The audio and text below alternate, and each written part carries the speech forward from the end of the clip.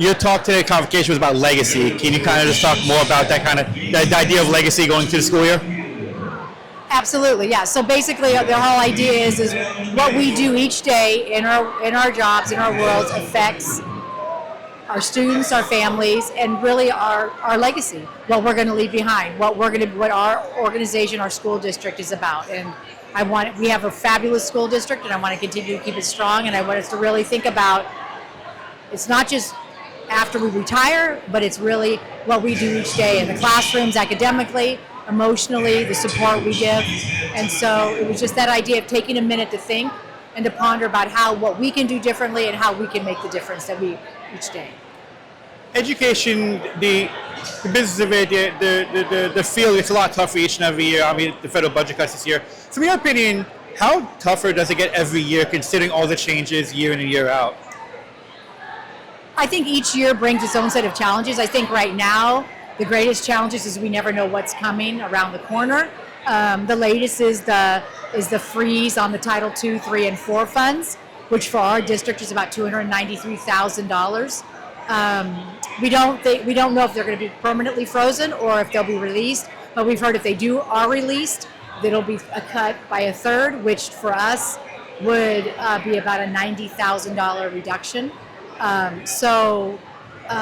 Right now we're using overflow, extra, basically the drop to the bottom line money to compensate for that, but we just have to take it as it goes. I mean, and so we really, we don't know, but basically our goal and what we are committed to is making sure that we keep our focus on our students and our families and provide, a strong academic environment.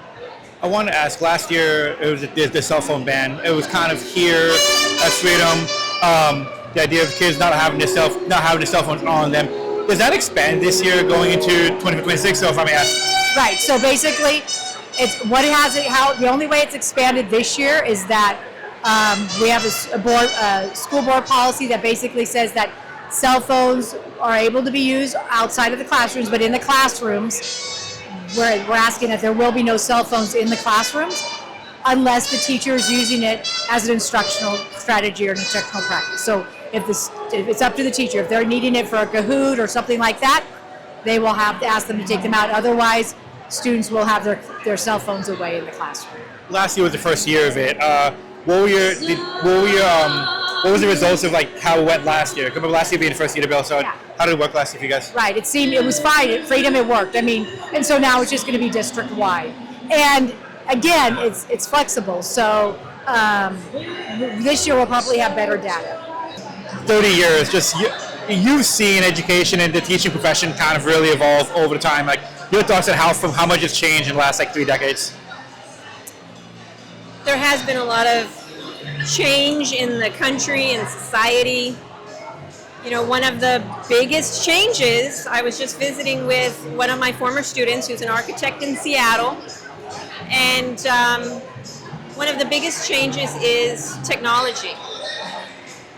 When I first started teaching, people were not walking around with their own personal cell phone, with a computer in their pocket, and the social media barely was getting started in the late 90s. It was called MySpace, And so I think that has not only impacted me and my students, but society, obviously. But it's a huge, when you're young, when you're a teenager, time moves more slowly. You feel everything more deeply. Everything is more intense. And while we've been able to take those changes in stride as adults, our young people are struggling with it. They're struggling with how to set their phone aside and live. They're living in two worlds. And I think it's really stressful on a lot of them. But a lot hasn't changed. We've got amazing kids who are just eager to learn and are going to succeed and are incredible. Every year I have amazing students who are just brilliant and creative, and I'm so excited, for their futures. There are a lot of changes, especially going to this year. I want to start kind of soft. The cell phone bill that your school started last year. What were your thoughts on how that went? Because now that it's been adopted district-wide, so what were your thoughts on how that helped Freedom last year? So I was very glad that our principal, Dr. Amaro, announced that, even before the governor, Gavin Newsom, announced something for California schools, because our students are distracted. You and I know that it used to be kind of a pride that you could multitask. Well, we know better.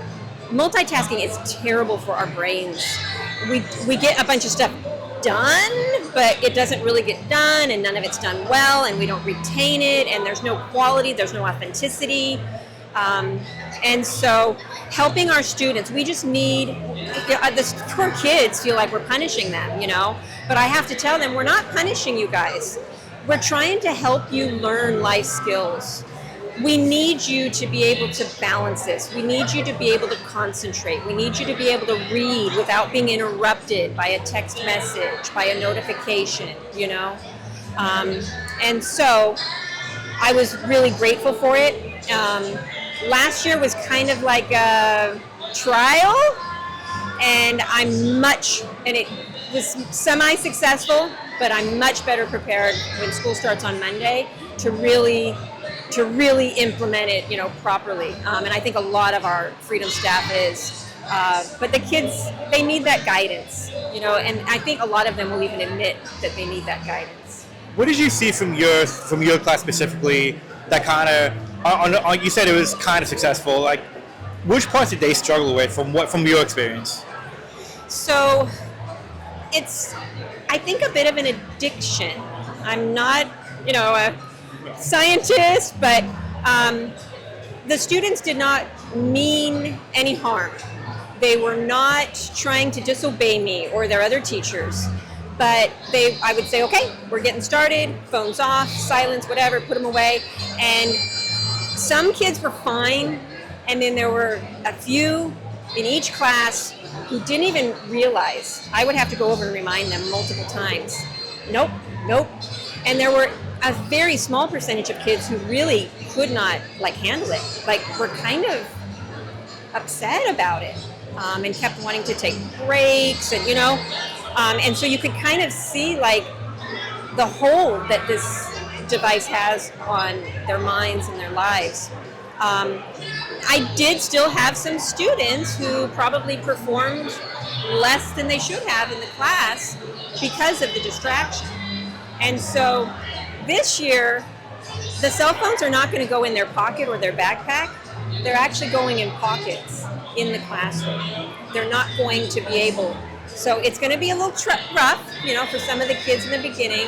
But we just have to, because it's not that I don't trust them. I have to trust my students, but they can't trust themselves to not, because it's just their habit. It's just their, like I said, they're not trying to disobey or be rude, but, oh, my phone buzzed, and then they get lost in it. Oh, there's one notification, there's another, and oh, I forgot I was going to look up this. And so we're kind of, we're going to be much more, rigid, I think, about it, and in a kind, gentle way, but we're going to really have to do it. This year, in a bigger scale, the pending budget cuts, for the Department of Education, is going to affect here especially. Talk about how much tougher every year does this profession get? I mean, you've done this for 30 years. Congratulations. How much tougher does this profession get now? Finances. I mean, the finances are one thing in general, right? But now to potentially have less money coming in, not just from a paycheck standpoint, but from just an overall support standpoint. How much tougher does it get this year compared to years past now? Teachers should never have to go buy supplies for their job and for their class and for their students. But that is what a whole bunch of the people in this gym do. And I try to tell them, but you want to get the job done, you want to provide for your students, you want to do an excellent job. And so you'll walk into teachers' classrooms and you'll think, oh, this is beautiful. There's probably no funding issues in this school. Well, it's a facade because the teacher paid for those decorations, those supplies, those boxes, those, stickers. I mean, so much stuff. And it's really wrong. My husband works in the inspection industry, and everything that he needs for his job, they pay for. Everything. He turns in his receipts. This is the way that other industry works. And it's kind of, it hasn't gotten better. But I have to tell you, for me as a veteran teacher, the beginning of this school year is easier because I have a whole bunch of stuff, I already know what I need. I order it the year before. I plan ahead. I got this kind of figured out, right? I feel really bad for the poor kid, he's not a kid, for the poor young teacher who's in the classroom next to me. He just moved in. They drop you in an empty room with nothing on the walls.